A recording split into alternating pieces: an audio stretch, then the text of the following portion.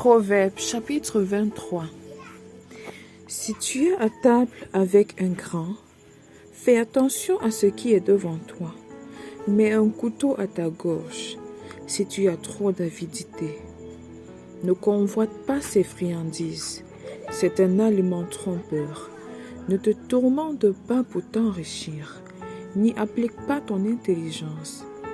Veux-tu poursuivre du regard ce qui va disparaître? Car la richesse se fait des ailes, et comme l'aigle, elle prend son vol vers les cieux. Ne mange pas le pain de celui dont le regard est malveillant, et ne convoite pas ses friandises, car il est comme les pensées de son âme. Mange et bois, te dira-t-il, mais son cœur n'est point avec toi. Tu vomiras le morceau que tu as mangé, et tu auras perdu tes propos agréables.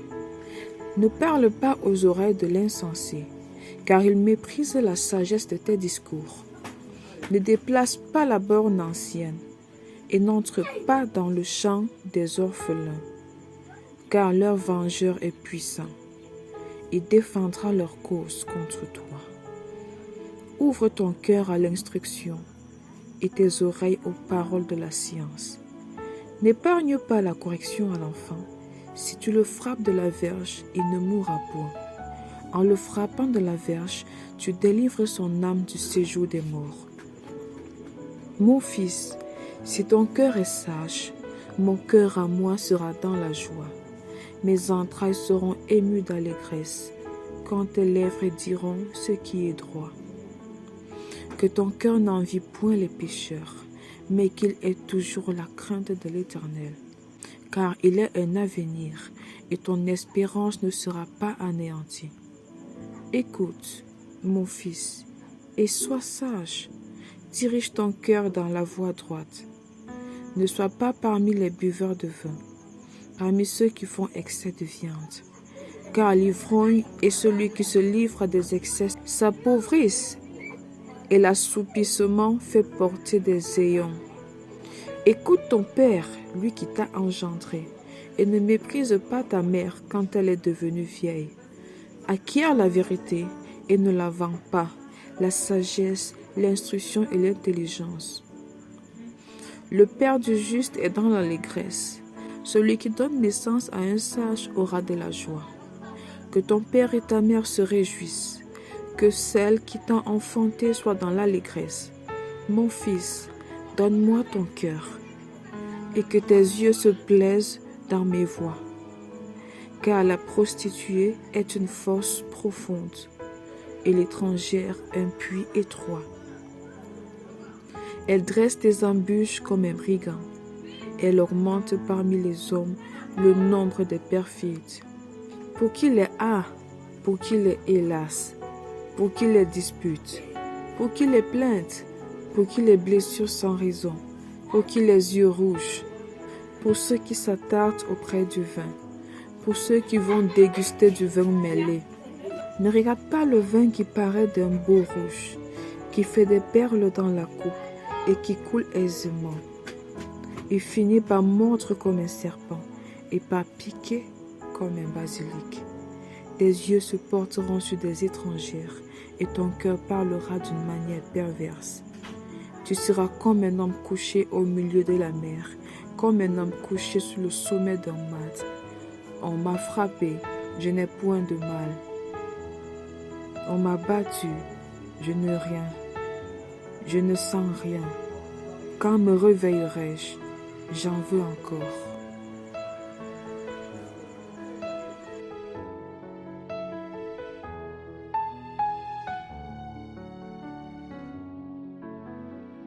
Galates chapitre 4. Or, aussi longtemps que l'héritier est enfant, je dis qu'il ne diffère en rien d'un esclave, quoiqu'il soit le maître de tout, mais il est sous des tuteurs et des administrateurs jusqu'au temps marqué par le Père. Nous aussi, de la même manière, lorsque nous étions enfants, nous étions sous l'esclavage des rudiments du monde. Mais lorsque les temps ont été accomplis, Dieu a envoyé son Fils, né d'une femme, né sous la loi. afin qu'il racheta ceux qui étaient sous la loi, afin que nous reçussions l'adoption. Et parce que vous êtes fils, Dieu a envoyé dans nos cœurs l'esprit de son Fils, lequel crie « Abba, Père ». Ainsi, tu n'es plus esclave, mais fils. Et si tu es fils, tu es aussi héritier par la grâce de Dieu. Autrefois, ne connaissant pas Dieu, vous serviez des dieux qui ne le sont pas de leur nature. Mais à présent que vous avez connu Dieu, ou plutôt que vous avez été connus de Dieu, comment retournez-vous à ces faibles et pauvres rudiments, auxquels de nouveau vous voulez vous asservir encore? Vous observez les jours, les mois, les temps et les années. Je crains d'avoir inutilement travaillé pour vous. Soyez comme moi, car moi aussi je suis comme vous. Frères, je vous en supplie. Vous ne m'avez fait aucun tort. Vous savez que ce fut à cause d'une infirmité de la chair que je vous ai pour la première fois annoncé l'Évangile. Et mis à l'épreuve par ma chair, vous n'avez témoigné ni mépris ni dégoût, mais m'avez au contraire reçu comme un ange de Dieu, comme Jésus-Christ. Où donc est l'expression de votre bonheur? Car je vous atteste que, si cela eût été possible, vous vous seriez arraché les yeux pour me les donner. Suis-je devenu votre ennemi en vous disant la vérité? Le zèle qu'ils ont pour vous n'est pas pur, mais ils veulent vous détacher de nous, afin que vous soyez zélés pour eux. Il est beau d'avoir du zèle pour ce qui est bien et en tout temps, et non pas seulement quand je suis présent parmi vous. Mes enfants, pour qui j'éprouve de nouveau les douleurs de l'enfantement, jusqu'à ce que Christ soit formé en vous. Je voudrais être maintenant auprès de vous et changer de langage, car je suis dans l'inquiétude à votre sujet. Dites-moi, vous qui voulez être sous la loi, n'entendez-vous point la loi? Car il est écrit qu'Abraham eut 2 fils, un de la femme esclave et un de la femme libre. Mais celui de l'esclave naquit selon la chair, et celui de la femme libre naquit en vertu de la promesse. Ces choses sont allégoriques, car ces femmes sont 2 alliances, l'une du mont Sinaï, enfantant pour la servitude, c'est Agar. Car Agar, c'est le mont Sinaï en Arabie, et elle correspond à la Jérusalem actuelle, qui est dans la servitude avec ses enfants. Mais la Jérusalem d'en haut est libre, c'est notre mère. Car il est écrit, « Réjouis-toi, stérile, toi qui n'enfantes point, éclate et pousse tes cris, toi qui n'as pas éprouvé les douleurs de l'enfantement, car les enfants de la délaissée seront plus nombreuses que les enfants de celles qui étaient mariées. » Pour vous, frères, comme Isaac, vous êtes enfants de la promesse. Et de même qu'alors, celui qui était né selon la chair persécutait celui qui était né selon l'esprit. Ainsi en est-il encore maintenant. Mais que dit l'Écriture? Chasse l'esclave et son fils, car le fils de l'esclave n'héritera pas avec le fils de la femme libre. C'est pourquoi, frères, nous ne sommes pas enfants de l'esclave, mais de la femme libre.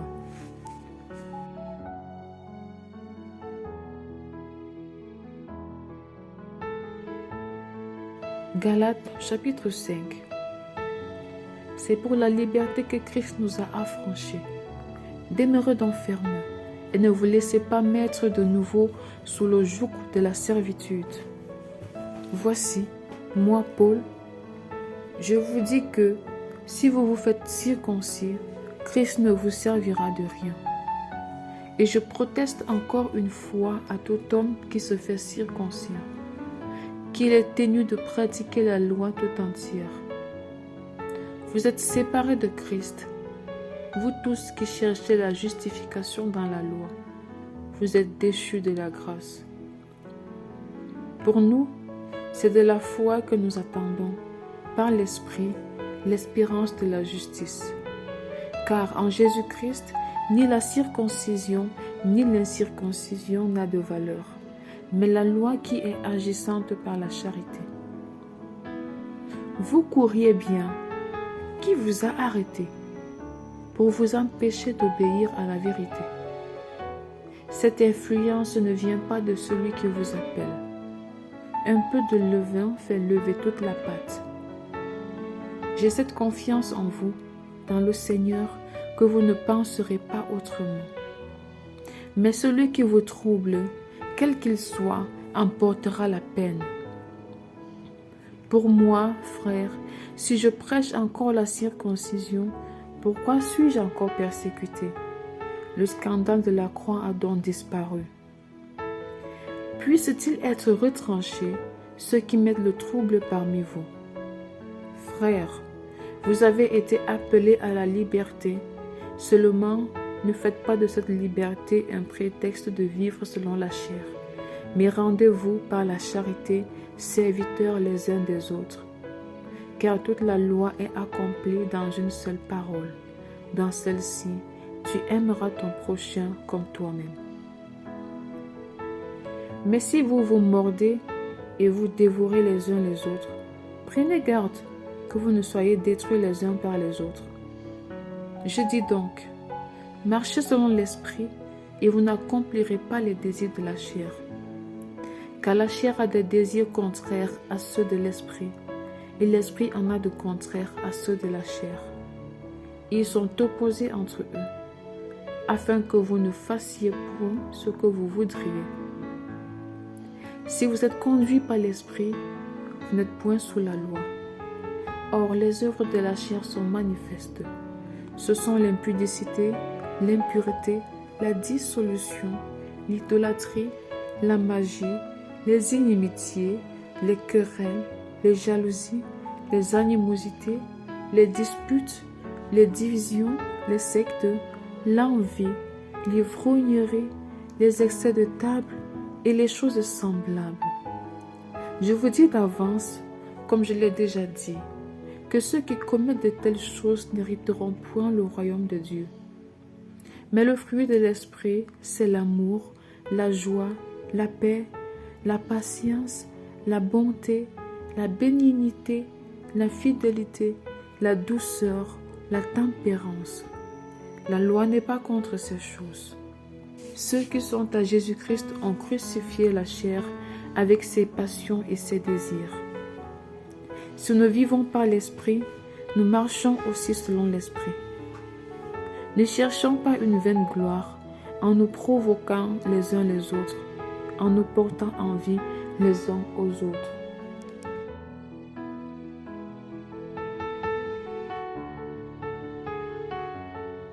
Galates chapitre 6.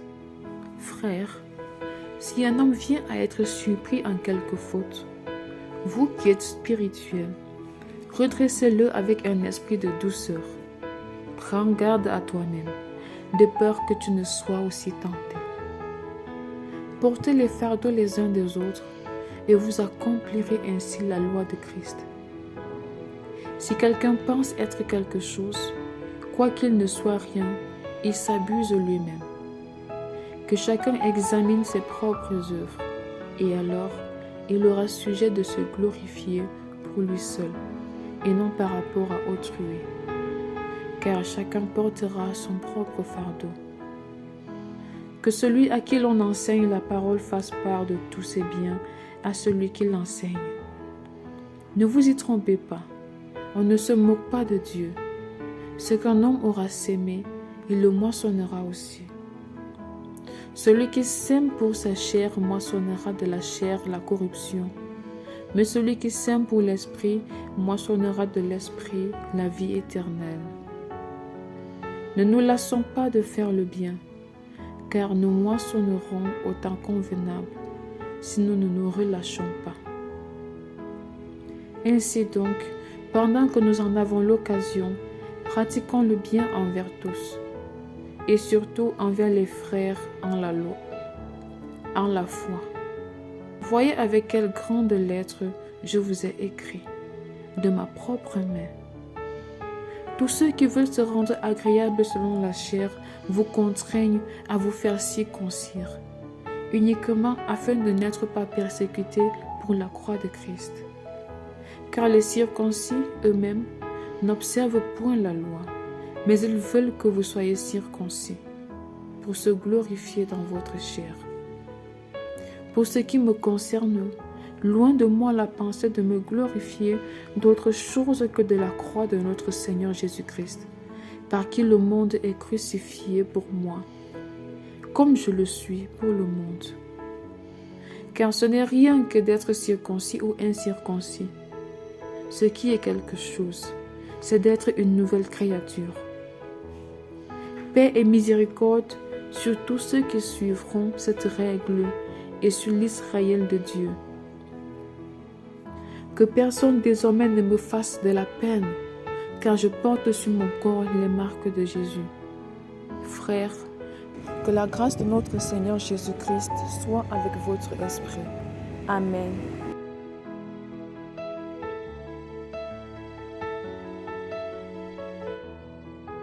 Psaume chapitre 72 de Salomon.